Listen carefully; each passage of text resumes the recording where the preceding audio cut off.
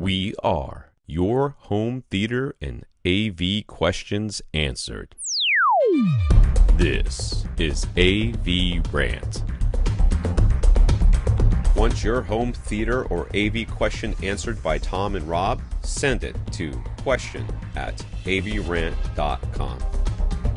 Welcome to AVRant. I'm Tom Andry, and I'm here with Rob H. Mitch.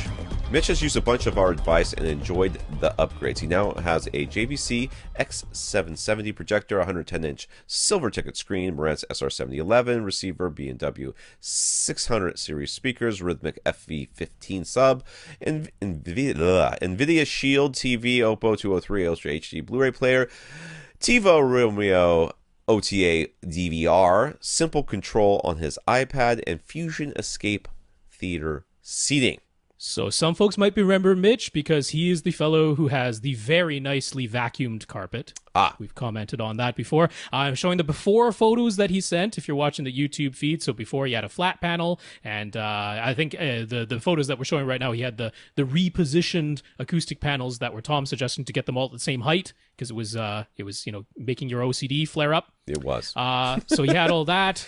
Those were his before photos. And then he sent his new photos where we can see his JVC is mounted to the ceiling. The ceiling fan is gone because that was one of his questions. He removed it entirely, has a nice large projection screen up at the front of the room now. And he also got himself some new theater recliners. These ones have motorized headrests in addition to the motorized footrest that comes out, so you can angle your head when you're reclined back.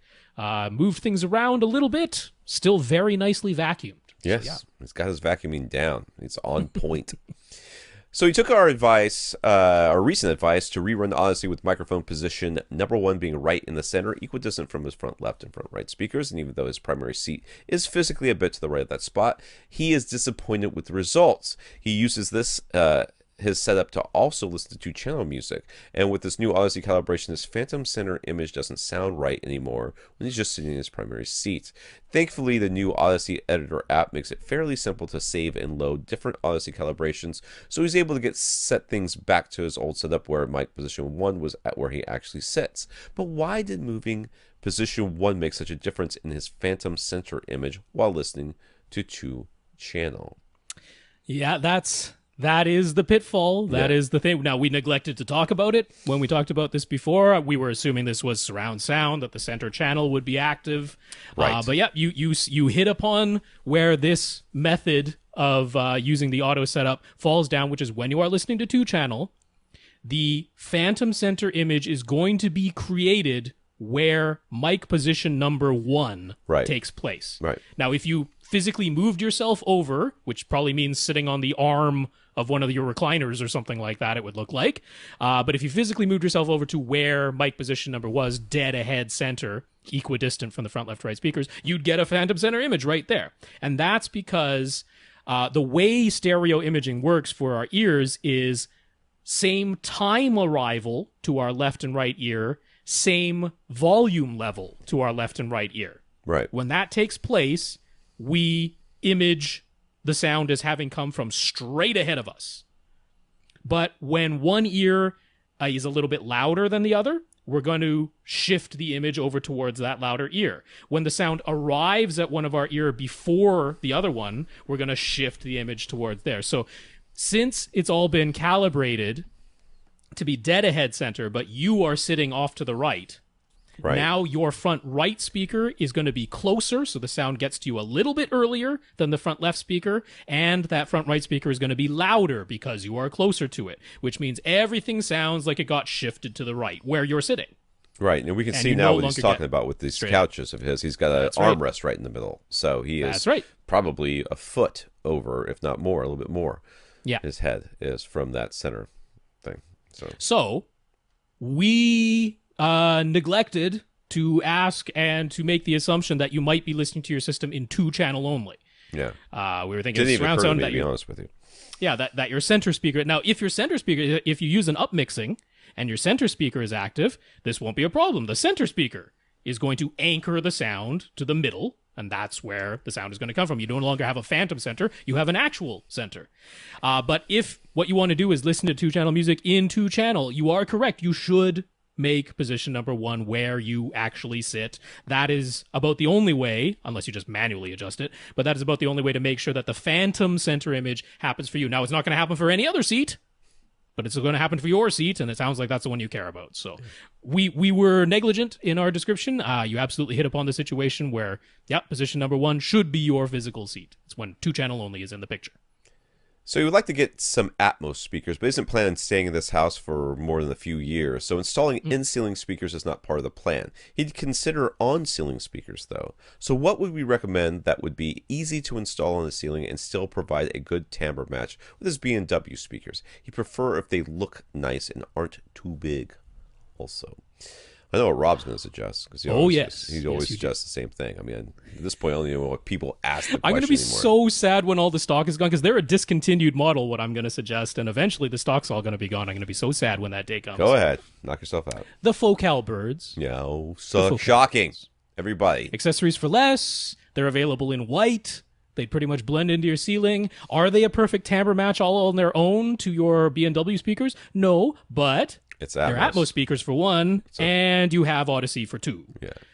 They're very neutral, easy to tune for Atmos purposes. Going to be absolutely fantastic. You could also consider the Prime Elevation speakers. You can mount them on the ceiling right above your surround speakers. Or, I mean, I guess you could do it. Yeah, I think around your, because it's got walls on the side. Right above your, all the way up to the ceiling by your surround speakers and by your front speakers. Call them front heights, front middles. I mean, top middles, sorry.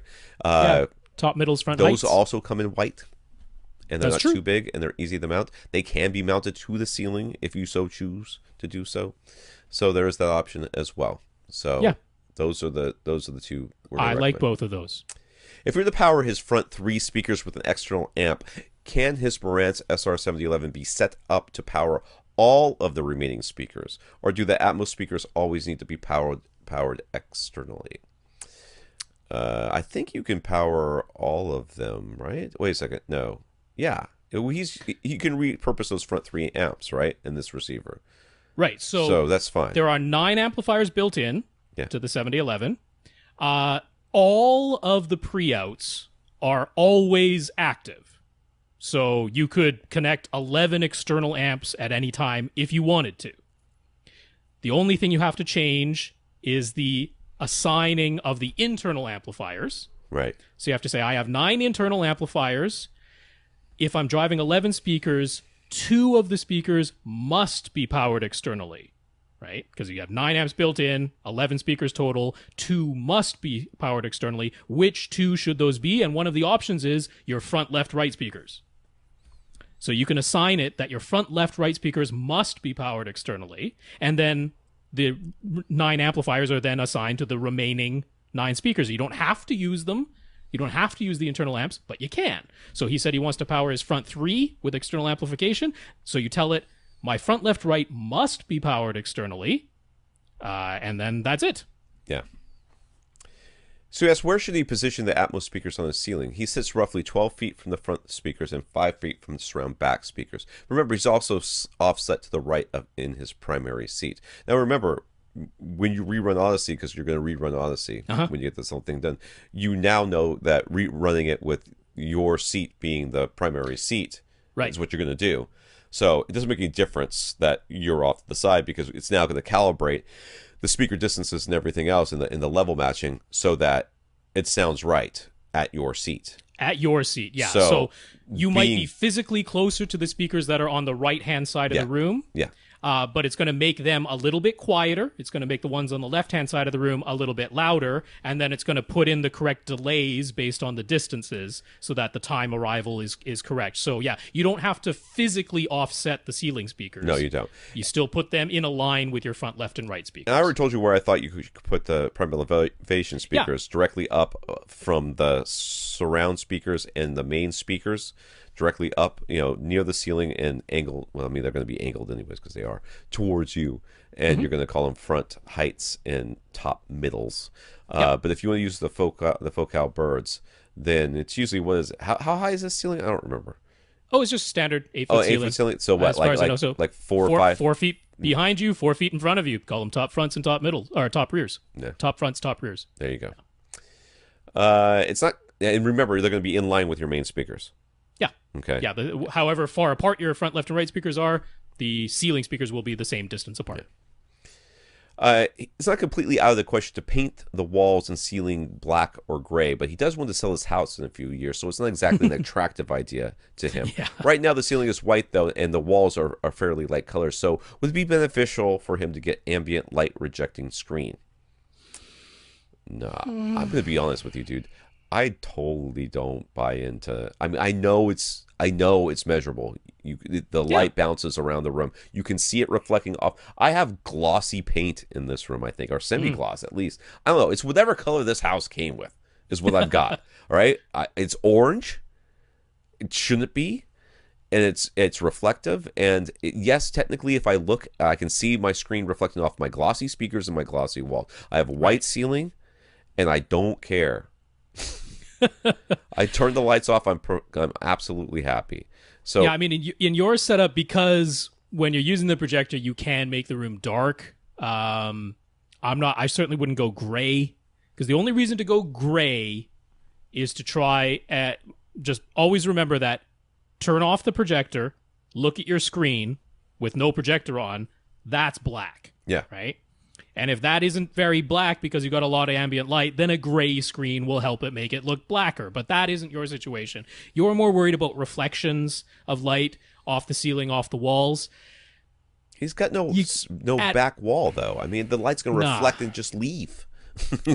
At most, I would get a screen with some gain, like maybe a 1.3 gain. Oh. That's the most I would do in your situation. Yeah. A little bit of gain just means that more of the projector's light gets reflected back towards the middle, as opposed to all of it evenly dispersing off to the sides, top and bottom, and therefore getting more reflections off your ceiling, floor, and walls. So a little bit of positive gain, that's all I would do in your situation. I don't even think that's worth the cost. You went silver ticket, that's a nice low cost but good performing screen, essentially Unity gain. Yeah. I'm not enthused about it, man. I know you want me to help you spend some money, but no. Any thoughts for other improvements? And I would definitely not paint that room, at all. Especially if you're going to sell it. What a waste of money and time and aggravation. So I mean, if this was going to be a dedicated theater, you're going to be living here for the next 30 years, then man, go black.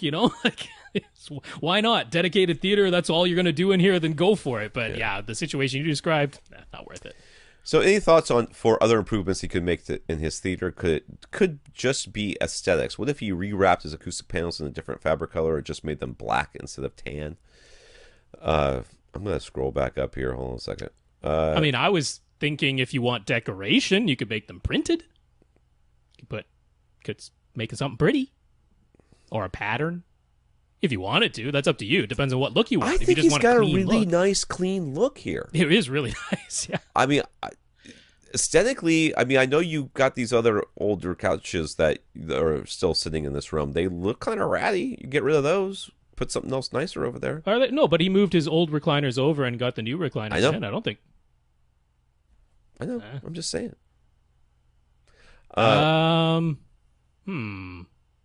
I mean, my only thought was maybe curtains over the windows. I mean, that would help with your light rejection for sure. Yeah, I mean, curtains was my main thing because I mean, you could but look even how conceivably dark that bottom part there. Look how dark it is right there. I don't see any light coming in, or at least you pulled these things up from the bottom, right? Is that what I'm seeing here? Right. Yeah, I think so. I think it gets really dark. So really, what he needs is curtains over the back wall. Yeah, well, that was actually what I was gonna say. Like, my thought was curtains. You could put a curtain across the open area behind your seats to close off what looks like it leads into the kitchen, right? Right. You could put a big old curtain back there. I think you should put it all the way to like the rear. I'm looking at it's on my left, but if you're sitting down, it's on your right, in that little right rear corner back there. Have it all, but he's got the speakers in the way. You have to pull the speakers forward a little bit to make that work. But anyways. And then just pull that thing all the way across. Yeah. I guess. But honestly, then you're blocking. It we don't like have a ton. There's AC. We got nothing, man. This place looks really nice. Just leave it alone. Stop messing with it. Want your question answered? Send it to question at avrant.com.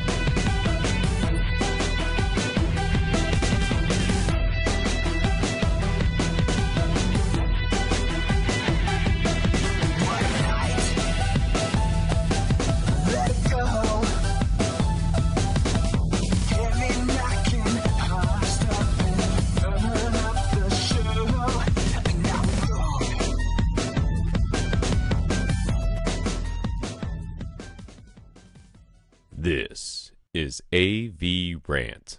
Now go out and listen to something.